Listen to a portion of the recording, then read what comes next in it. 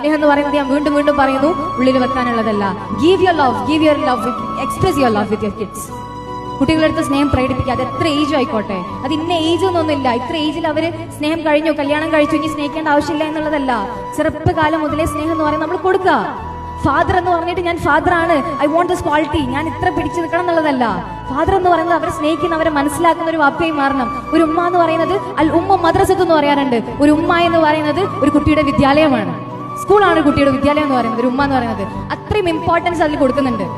പ്രവാചകന്റെ അടുത്ത് ഒരു സ്വഹാബത്ത് വന്ന് ചോദിക്കുന്ന സമയത്ത് ആരെയാണ് ഏറ്റവും കൂടുതൽ സ്നേഹിക്കേണ്ടത്? First one it was mother, second one it was mother, third one it was mother, fourth one it was father. അത്രയും ഇമ്പോർട്ടൻസ് അവിടെ മദറിനും ഫാദറിനും കൊടുക്കുന്നുണ്ട്. അത് കിട്ടണമെന്നുണ്ടെങ്കിൽ ജസ്റ്റ് എക്സ്പ്രസ് യുവർ ലവ്. കുട്ടികളെടുത്ത് സ്നേഹം കൊടുക്കുക.